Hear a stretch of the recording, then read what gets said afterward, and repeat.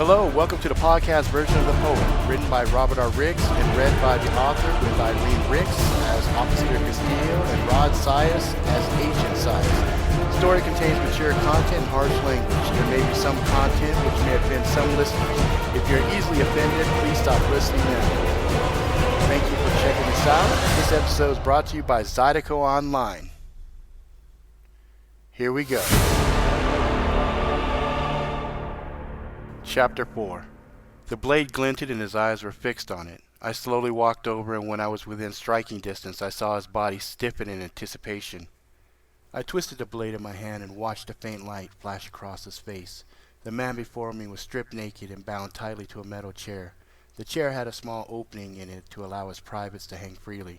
Small beads of sweat began to trickle down his forehead, which surprised me a bit considering it was under 30 degrees in the freezer we were in. I smiled at him and allowed the full gravity of what was to come to register in his mind. His name was Peter Wong, and he was a high-ranking member of the Triad. Now I need you to listen to me very carefully. He slowly nodded. Good.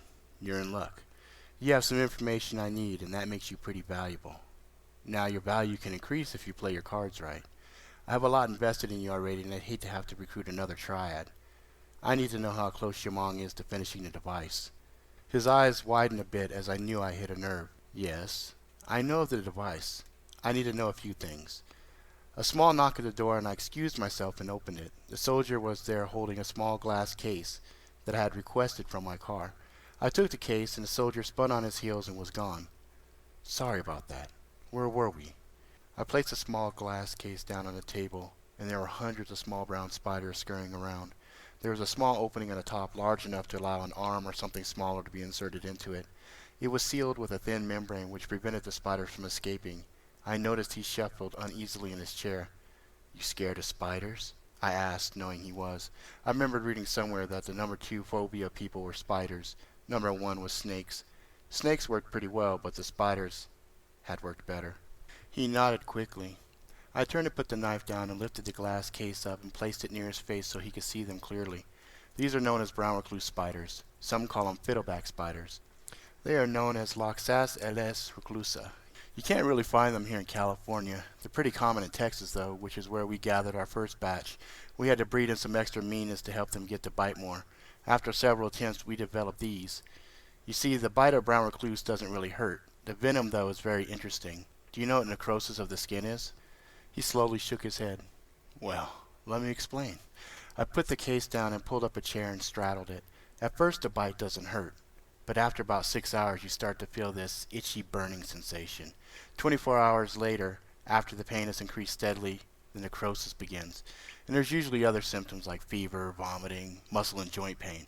But the effect we're really after is the necrosis. You see, necrosis is basically your skin dying and rotting away. Necrosis can grow pretty big. I think the largest I ever saw was 9 inches across. Now I know the whole time we've been here chatting, you've wondered, why the hell am I sitting on a chair with a hole in it? He nodded. Well, if I'm gonna allow my little friends there a chance to hang out with your little friends there, I need a nice clean way of doing it without running the risk of getting them on me. I glanced down and he shifted uncontrollably. And I can see you're hanging fairly decently, but I'm pretty sure losing 9 inches of skin down there would pretty much ruin your life. Yes? I put the small glass case on the floor in front of him and loosened some straps at the bottom of the chair. The straps would easily be able to hook the glass case up to the chair flush. Now, I'm going to remove your gag, and we're going to talk a bit. I loosened the gag and pulled it free. His lips cracked and bled slightly as I did so. He licked his lips and breathed deeply. I grabbed a glass of water which had been sitting on a table and gently put it to his mouth. He drank deeply and nodded. Okay, now you've had a little drink, let's play, let's make a deal. He swallowed. How far away is Xiamong from having a working prototype? I could see the internal struggle in him. They will kill me. I know, but that's only if they find you. If you don't do what I ask, you'll wish you were dead. He weighed his options and I could see him hesitating. Okay, I have a date shortly, and you're gonna make me late. I hate being late, and more importantly, she hates when I'm late. So, we're going to speed this up. I strapped the case on the chair and made a face and glanced up at him. Wow, that one wasted no time jumping up. Can you feel it? He started shaking wildly in a chair. No, no, no, no, no, no. I wouldn't do that. You're making things much more inviting by moving. I would try to be as still as possible. Now, where were we? The prototype is already built. We've had 2 successful tests. I grinned. I had already known that fact, but needed to make sure he was telling me the truth. Where's the prototype at? He was biting his lips so hard blood ran freely. I glanced down and sure enough, 2 of the spiders had managed to climb up onto him. I had lied about the one earlier, but this time he could feel him. The docks in Oakland. I know you know the ones we control. I nodded. That was very helpful. It narrowed it down. How many guarding it? Just one. He was trying to control his breathing, and I could see the veins in his head as he fought to stay still. I paused.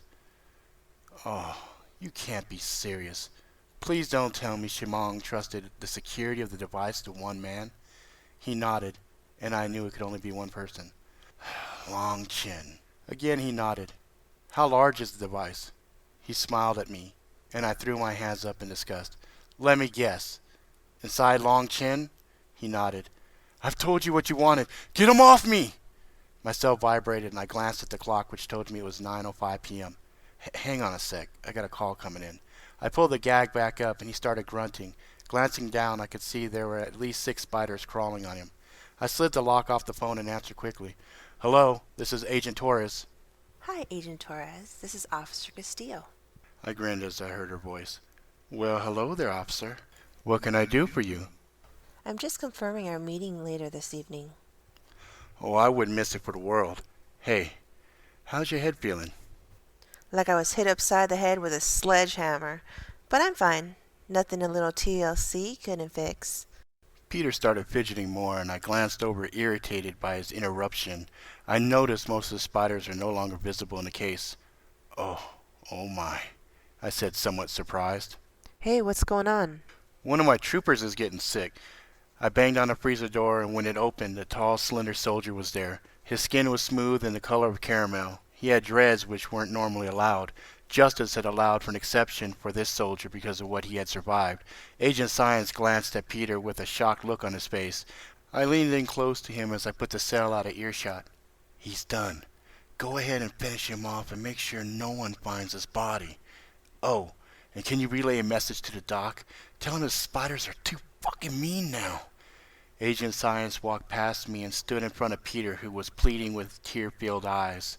As the door closed, I could just barely hear Agent Science say, Just following orders.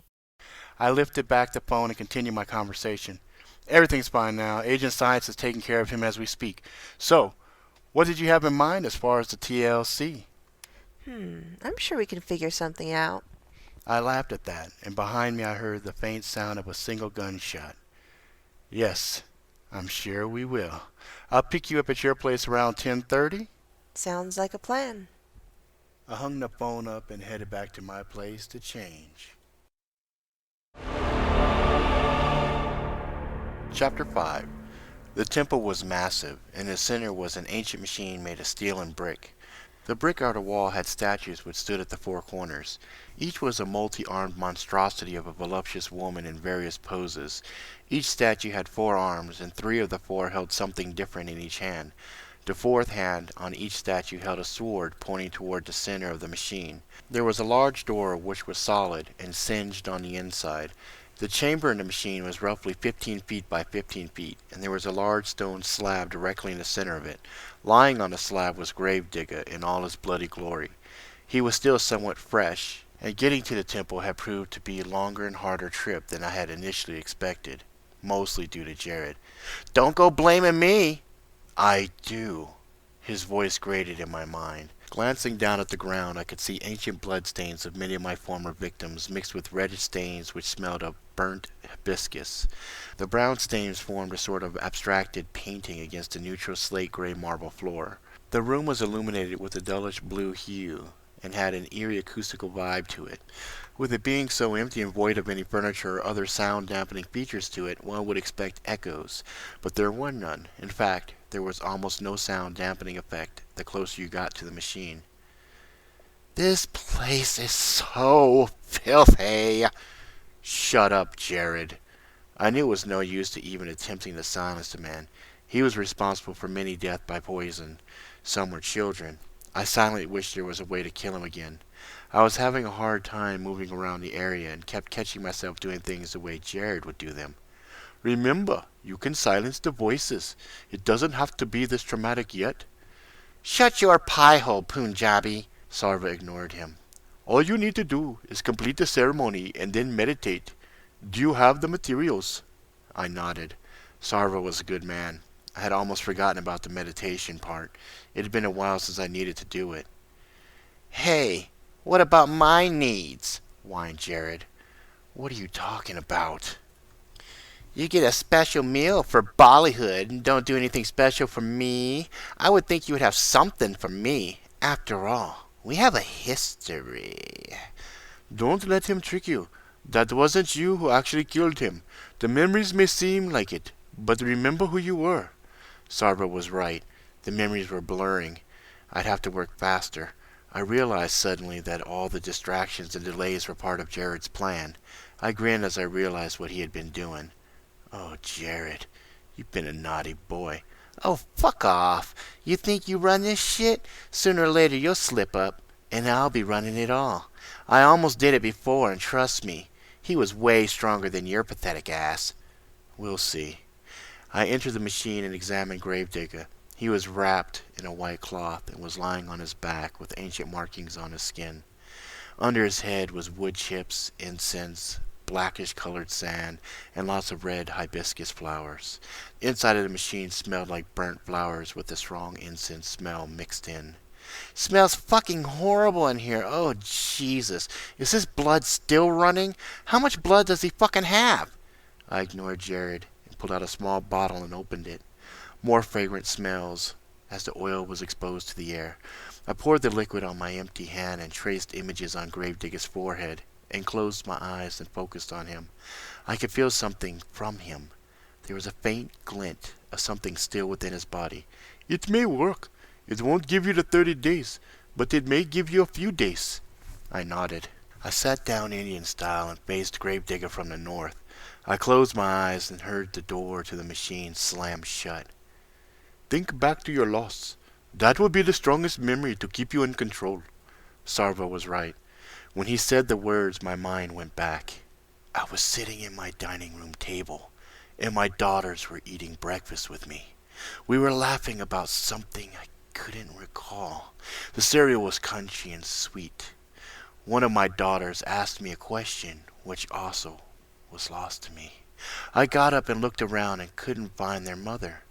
She had gone into the bedroom. I had gotten up to get her. The kids were giggling and kept eating. I walked into our bedroom and she was standing there in the golden morning light. She was more beautiful than anything I had ever seen. She said something to me as she motioned for me to come closer. I couldn't recall what she said, but I smiled. I walked over and she caressed my face and we kissed gently. I was happy. The world was perfect in that moment. I opened my eyes and saw a look of fear in her eyes, as I saw she wasn't looking at me, but behind me. I instinctively tried to push her down, while spinning and diving left. There was a man there, and he was firing a gun. I couldn't hear anything. All I saw was flashes of light as the bullets ripped into me. I saw the joy in his eyes as he kept firing.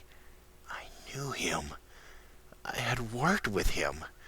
I couldn't understand why he was doing what he was doing. I tried to charge him, but my body wouldn't move. I looked down. I could see there was blood coming from my legs and chest. I fell to the floor and looked back. Something was wet under me. I silently screamed when I saw it was her. My heart was still pounding. I remember the kids, and when I rolled my head, I could see they were on the ground. Their crumpled little forms were covered in blood. I realized there were 2 more men there. I was fading, and the darkness was embracing me. I wasn't ready to go. They would have to pay. I would hunt them to the ends of the earth, and I would kill them. I screamed. and the anger exploded in me. And when I opened my eyes, the machine I was in was ablaze within a raging inferno. The body of Gravedigger was being consumed, and there was something with us in the flames. A form I could barely make out. She ravaged his flesh, and I sat there focusing on him. She paused at a point and then glanced at me, and then back at the body. She came to me and gently kissed me on my forehead, and her lips were soft and warm. The flames intensified, and even with my eyes closed, it was blinding. Finally, a brilliant flash, and I opened them. Nothing remained of Gravedigger except a fine powder which silhouetted where his body had been. "Sarva, are you there?" Just faintly I could hear him. "I am. It appears that she was satisfied with the offering." But he was not added to the collective. I nodded and understood. After all, it wasn't my kill. "I'll see you around." And I could no longer hear Sarva or Jared. I breathed a sigh of relief when I realized I wouldn't have to deal with Jared for a while. I didn't know how much time she had given me, but I knew it wouldn't be long until the voices would be unleashed on me again. I focused on my second target and wondered why I had dreamed of the ACU agent named Gabriel Torres. Chapter 6. Gabriel is late, which wasn't out of the ordinary for him. He was notorious for having the most outlandish excuses. I stood there, dolled out with my arms crossed as he walked up. He raised his hands, and he had a grin on his face. "Before you say anything, let me just say, you look amazing." I grinned at him. He had a way of diffusing the situation. Yeah, you're late. Again. I held on to my irritation. "Can I explain?" I shrugged.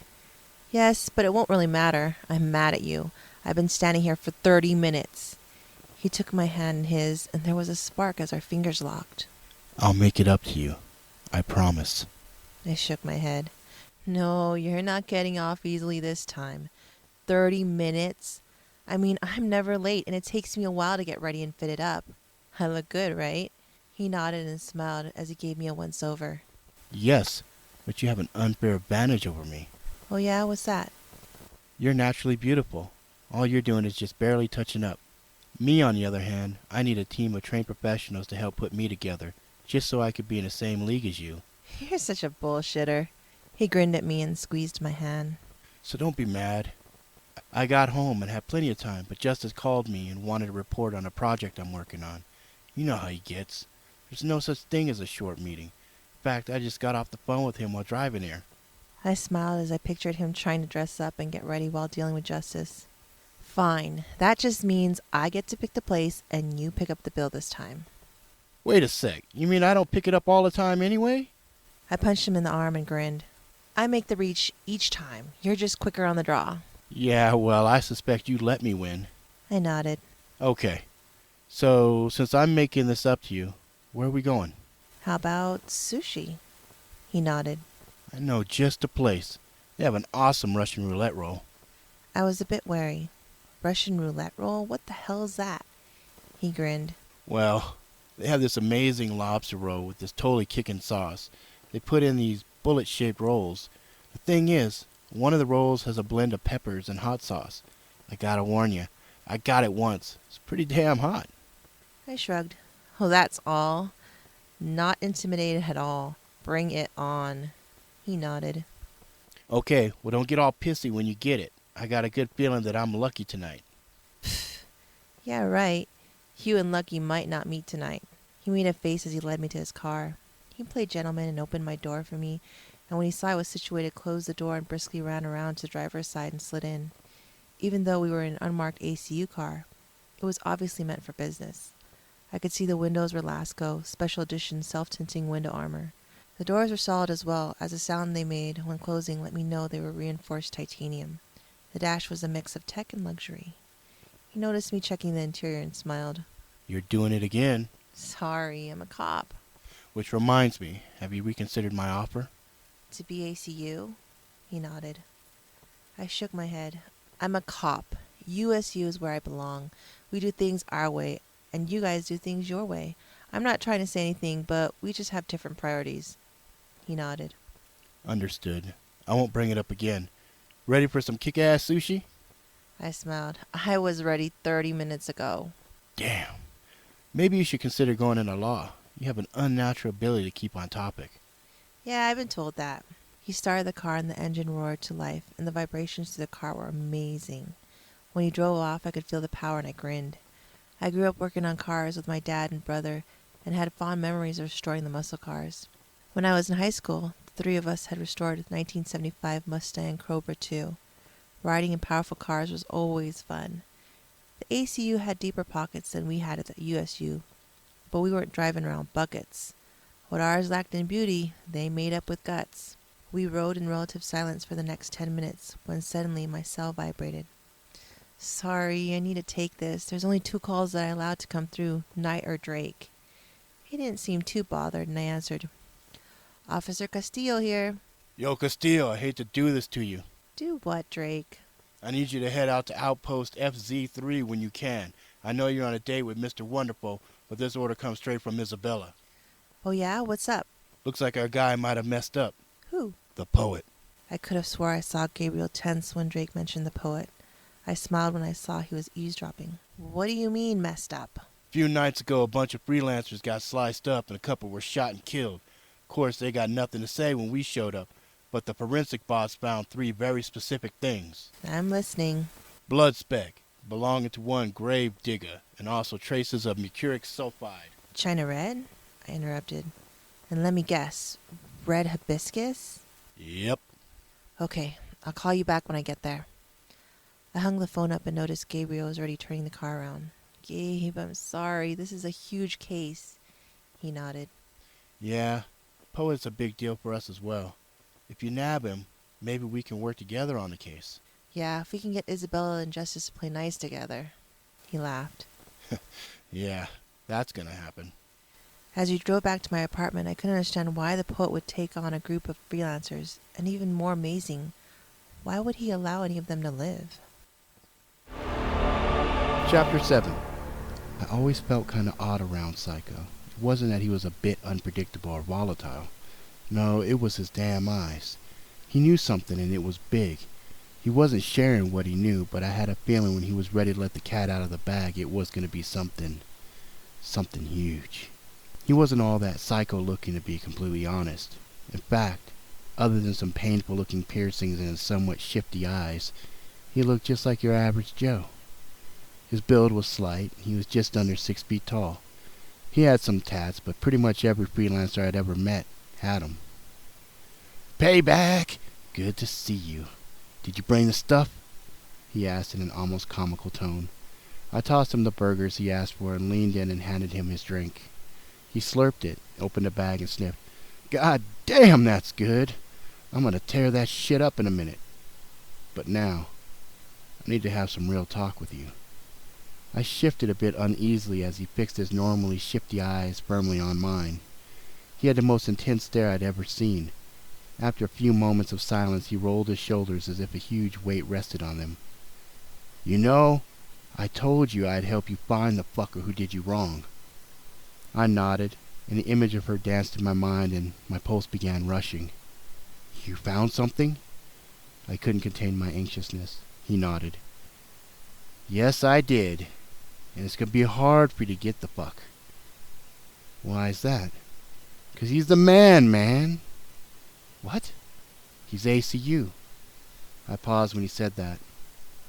The night I'd found her, she had tried to say something to me. The only thing I could understand was ace. She had tried to tell me it was ACU. My mind wandered back. I tried to revisit it and place this new information in context. There was something I had overlooked. I remembered it was raining gently, nothing too out of the ordinary. I was on my way to get some training with my crew. We were all in the MMA stuff, and I was determined to destroy my best friend Hector. She stood at the doorway and didn't want me to go, but I assured her I wasn't going to be long. Hector was a scrub, and the longest I was going to be gone was 2 hours. When I left, she returned to her laptop and she went back to work. I knew she wouldn't mind me leaving her alone for a couple of hours for her to finish writing her story. She had told me it was something big. She wouldn't let me read it. She joked I'd see it on the front page. I ran across the street and jumped into Hector's waiting car, and as we drove off, I suddenly remembered there was an ACU car parked a block up from the house, and there were 2 men in it. One I couldn't recall too clearly, but the passenger, though, he had a look to him. He stood out. Was it him? When I returned 2 hours later, it was to an apartment which had been destroyed. The violence which had played out there was beyond brutal. She was nothing more than a bloody sack of skin. They said it was a robbery gone wrong. I knew it was more. The thing that was robbed from me was my soon-to-be wife and the child she was carrying. I snapped back and saw ᶠᶸᵏ was staring at me intently. You remember something? Share, share, share! There was an ACU car parked near my apartment. Good-looking man in there, huh? So very fresh, so very clean, with dark hair and beard? I nodded. Yes. Does he look like this? ᶠᶸᵏ reached behind him and there was a folder. It was full of sheets of paper and he handed me a photograph. There was the man I had seen. Yes, that's him. Too bad. Why? Because like I said, he's ACU. High-ranking ACU. I don't care. Oh, I know. Because Payback wants some motherfucking payback. Well, you could probably get him. But he'd get you too. I shrugged. It really didn't matter to me. Why would ACU kill her? Why would ACU do anything it does? I knew a young girl, no more than 6 years old. They snatched her up off the street, tortured her, just to find out information on her uncle. He paused for a second and looked as if he were watching it for the first time in the theater of his mind. He stopped and stared at me. Seriously, there was a reason. Your lady was working on a story. A fucking huge story. One I know very well. Somehow they found out and took her out. I nodded. I suspected it had something to do with the piece she was working on, since the only things missing from the apartment was her laptop and her files. So who is this walking dead man? He grinned at me. His name is Gabriel Torres, and I have a present for you. A very dangerous present. I know where he'll be tomorrow night. Best part is, he's going to be in Triad territory. He'll have a shit ton of guards with him, but sharpshooter like you shouldn't have a problem taking him out now. I usually use the Golden Eagles, but knew this was going to require something else entirely. He must have been reading my mind, because he snapped his fingers and a man who couldn't be more than 3 feet tall walked over to me and lifted a huge case. I relieved him of it and he nodded a thanks. I opened it. Inside was a tricked out 50 cal sniper rifle. That's a custom-made 50, baby! Got it from the Triad on the trade. I figured you'd get more use out of it than I would.